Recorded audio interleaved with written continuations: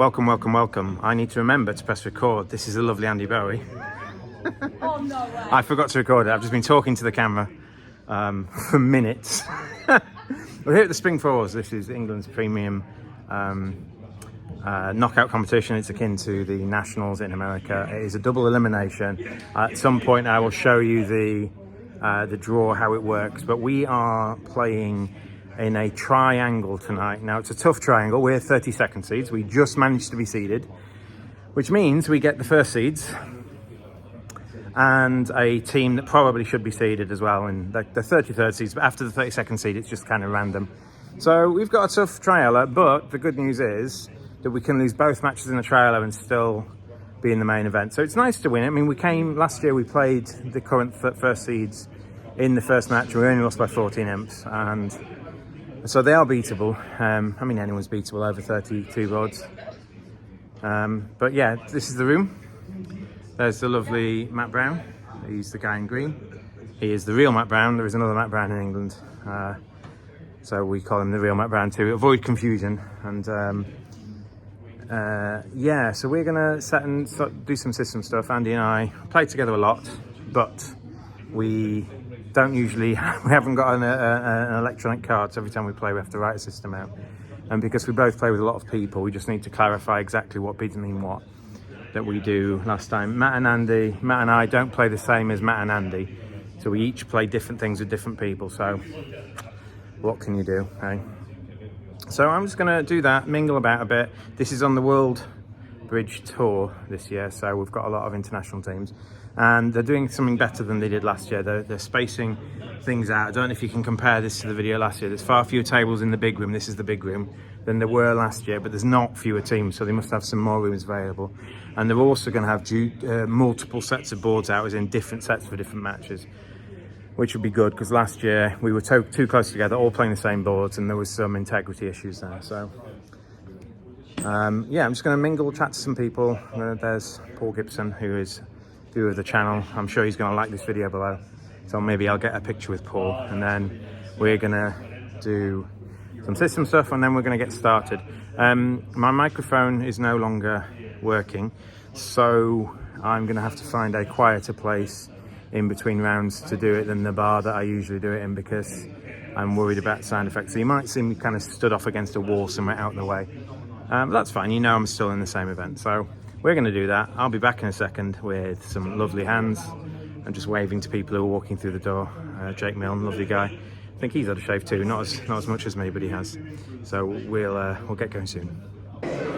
So you might need to know your opponent sometimes, and Andy held this hand, and how wild are your opponents? Now, she's never met them before, and she picks up this, and there's a lot of bidding on this hand, despite Andy having, I'm just gonna have to go somewhere a bit quieter, I think.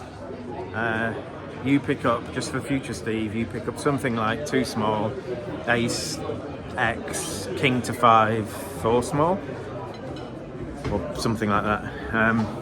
And you hear the bidding go, pass, you pass, and the hand in third ponders and bids a spade. So they've got something, they're either opening light, or they haven't got the bid, or they've got some sort of big hand, and partner doubles this, pass to you. Now, what should you do? I think 2 dimes is fine. I think if you get another bid in the auction, you're happy to bid again. There's a chance that partner hasn't got like proper diamond support, so you don't really want to be jumping to 3 diamonds on this. I know you're a passed hand, but like a jump to 3 diamonds should probably be like a hand that's close to opening, or a hand with 6 diamonds. So I think 2 diamonds is fine. I mean, you were a bit better than you could be for this, so a lot better. And there it goes, 3 clubs from the hand that opened in third. Okay, everyone's vulnerable, so he must have something good, or he's just messing about a bit. And partner, over 3 clubs, bids 3N. Pass to you. Well, what do you do now? What's partner got for 3N? They haven't overcalled a no chump. 3N must be natural. They haven't overcalled a no chump. So they must have 19 plus balanced. So are you worth anything over this? Probably not. It doesn't feel now that the man has volunteered 3 clubs that he's psyched in third. So obviously partner could have like up to 25, 26 here, I think. But when the hand that's bid a spade and then 3 clubs vulnerable, it's unlikely the partner's got a super duper hand, because this hand must have something, otherwise they'd just pass it out. They'd already messed us about once. So you pass, I think that's fine. And the next hand, the hand that opened that keeps bidding, bids 4 clubs. Partner doubles this.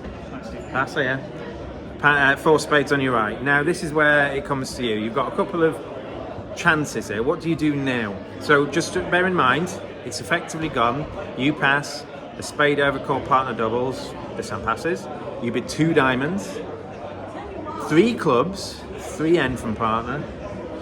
Pass. You pass. 4 clubs. Double from partner. No, you can go that way. It's fine. Hello. Double from partner. 4 spades on your right. So you've got a choice here. You've got values. You've got 7 more points than you have shown so far. So do you do anything? Well, you haven't really got anywhere else to go. You've already shown diamonds, but maybe you bid 4N to play. But the thing is, partner's doubled 4 clubs. He might have, clubs and spades stopped. There's no guarantee dummy's got anything. So do you need to bid 4N now? Well, if partner's not doubling 4 spades, maybe you do need to bid 4N now. I don't know. I mean, if you think they're a bit crazy, they might just be sacrificing against your game. And you've got an ace, and if partner decides to double to defend it, you do that. Well, what do you think they've got for their bidding? 7-5, 6-6. It's probably 6-6 or close to 6-5. They can't have values, you see. Partner's going to have like a 20 count, and you've got 7. So they're not going to be bidding this with actual values. They're going to be bidding this with shape. Yeah?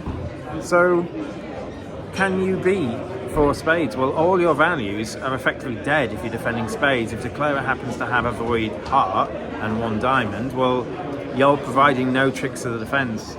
So maybe you bid 4N and hope it makes. Maybe partner can pull it to 5 diamonds if you do that, or something, maybe. Anyway, you pass and partner doubles 4 spades. Well, I think once you've decided to pass 4 spades first time, you probably just have to pass this out. Partner thinks he can beat 4 spades, or maybe he's just doubling because he's just got half the deck or something like that. And you've got some defense, but if it turns out the declarer's got a void in your ace suit, you've got none. I don't know. It might just be safer. I honestly don't know. Again, it depends how much you trust them. If this was someone who doesn't ever mess about, and you don't know because you don't know them, then maybe you should pull it because they're going to be close to having their bid here. I think we're a bit unlucky. Dummy goes down. There's the full hand. Dummy goes down having not bid at all, with a singleton in declarer's 6-card suit and 3 trumps. Trumps are 2-2. Now if trumps are 3-1 our way, I mean, they're just not making. If I've got ace queen X of clubs, they have to do well to make it. They've got to effectively roughing finesse out my queen, for example. If his clubs were, I don't know what his clubs are, king jack 10 to 6 or something. He's very lucky that my ace queen come down and I didn't lead a trump and they weren't. Like if I have king queen X of trumps and I lead a trump, maybe we beat it that way. We do beat it that way. But as the cards lie, we can't touch it. Now 4N makes. I even think 6 diamonds has play. I think I haven't actually analysed it. There's an issue with a 4-1 diamond, a 4-0 diamond break, so maybe you can't quite make it. But I think if just looking at the east-west hands, I think you might be able to rough 3 hearts in Andy's hand and dummy reversal it to make 6 diamonds. It might depend what they lead. I don't know. The problem is you can't get to your hand enough times in clubs. So if they lead a club, I think you're off. But if they lead a spade, I think 6 times has got chances. So I don't know what to do. Doesn't feel like we've had a good first set. We also let through a game. And I say I let through a game. So although we have 1 good board, I think we have 2 bad ones. One of the problems with just sitting down and agreeing the system is you can't remember what you've agreed in the past. And if it doesn't come up when you're discussing it, then you're in a bit of a grey area. And we were both walking out unsure of what we did in a certain spot. And I think we now agree, but on the hand we might not have done. So this is your hand. You've got 3 small, king X, 2 low, queen jack 10 to 6. And the bidding goes a spade on your right, and we're vulnerable. This isn't good enough for an Andy Bowie 3-club bid. It might be in different vulnerabilities with different partners in different events, a Steve 3-club bid, but it's not here, so I passed. You're just so flat. You're just really flat. Like you want to be 6-4, 2-1 if you're going to be 3 clubs vulnerable here. You generally want 7. So I think Andy would expect 7, so I passed. She's nodding, so I'm right. But I wish I had done that. It'd have worked out better.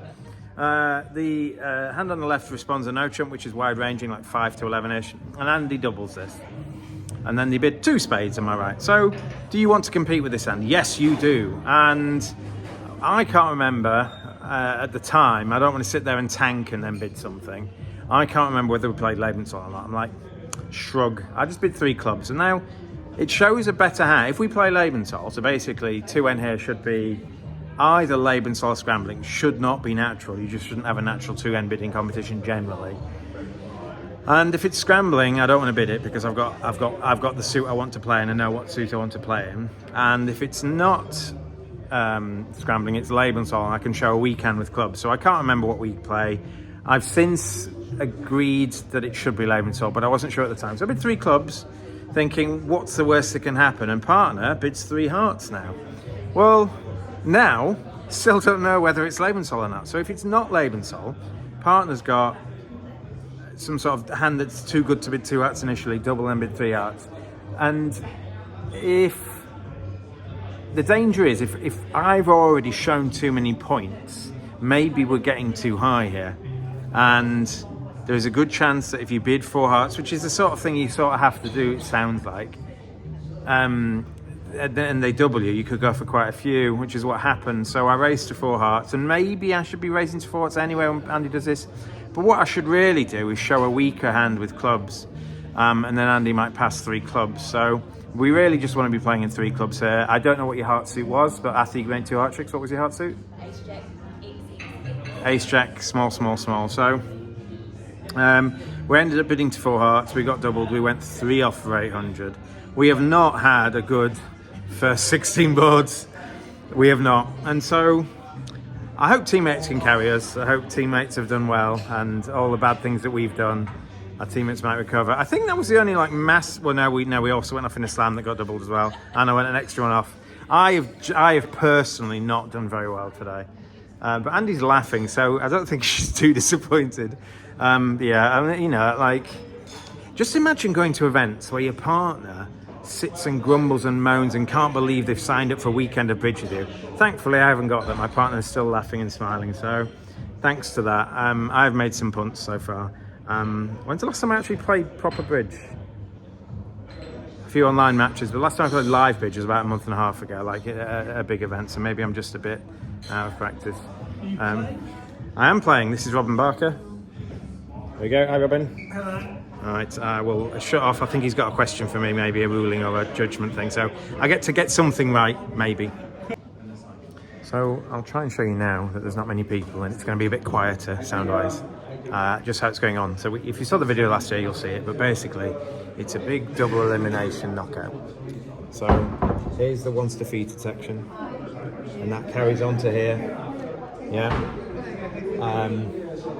Sort of. Sorry, apologies. The undefeated section, and then the once defeated section, and then here's a list of all the team names. So it's very pen and papery here, but then they have a separate screen here that people look at, and this is the result of the matches. So at the moment we're effectively halfway through. We play 8 against one team and 8 against another, but and our teammates do it the other way around in our triala. So we haven't got anything to score here. We've got a pretty good card, but it's against the team we're already beating, so not as useful as it could be. I have a lead problem for you, well, maybe a bidding problem too. This is your hand. I'm going to wander to the bar now. This is your hand. You have King, Queen to 5, 2 low, 3 low, Ace third. Right, teammates there, I can't go too near them. Oh, by the way, they carried us in the first set. I mean, Andy and I thought we had bad boards on both cards, but we won one match heavily because teammates were pretty good in that match. Sadly, we lost the other one. Anyway, so there's your hand. And do you know I have 3 card diamond support for you when you bid 4 diamonds? You got 8 of them. So, okay. So there's your hand.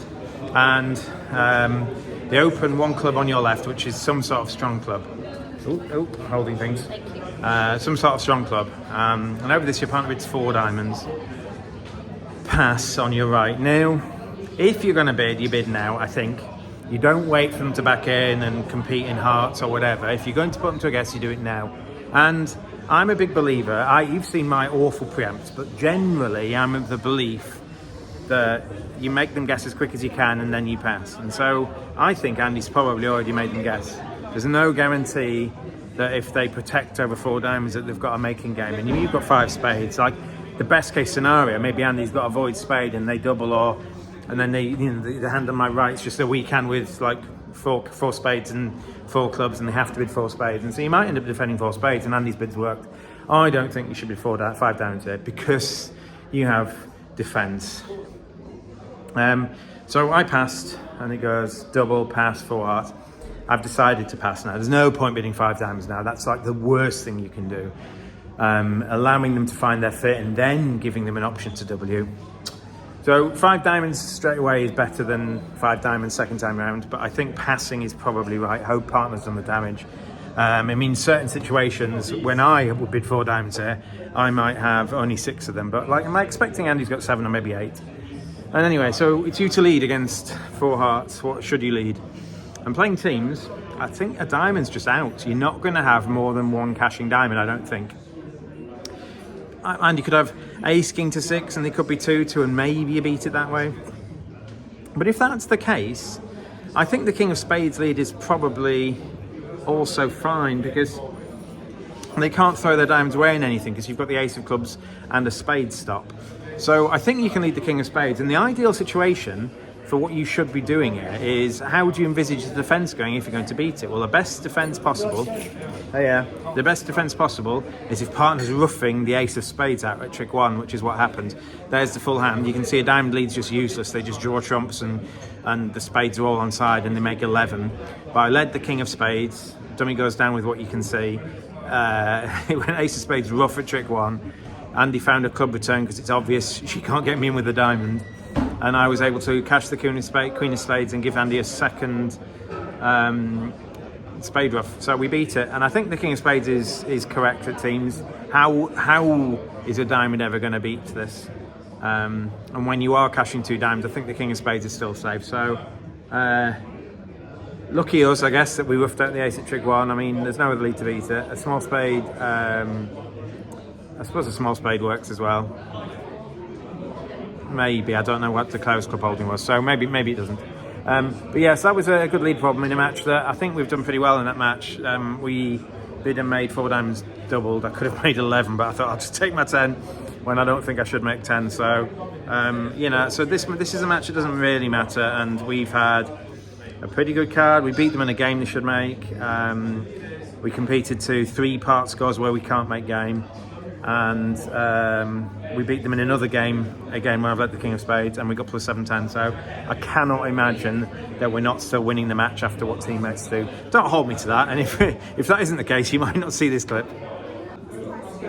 So we're done now. We're halfway through the match, and as it stands, we're second in our group. We've lost ground to Hindon. Some boards, they all finished. We're 43 down. Go for it. And we are 11 up against Harris, but I think we've got some good boards to come. I thought we'd had a good set there, so something's happened. They're a bit wild boards, and that team, wild things can happen. You've got this hand.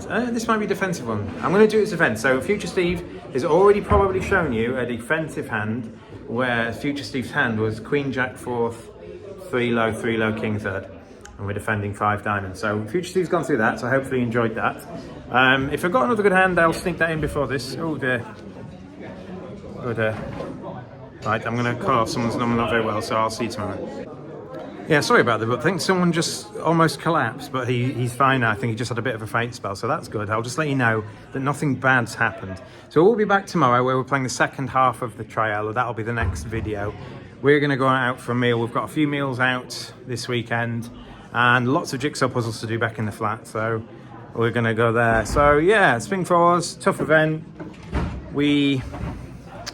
I think if we were error-free, maybe we'd be in a bit of a chance to go there, but I think a couple of early errors from me, and then a pretty flat set there against the number 1 seeds, where we didn't have much opportunity to do great things. So we'll be back tomorrow. I will let you know the result at the start of tomorrow's video. So if you want to know exactly how much of a second place we are, you'll find out then.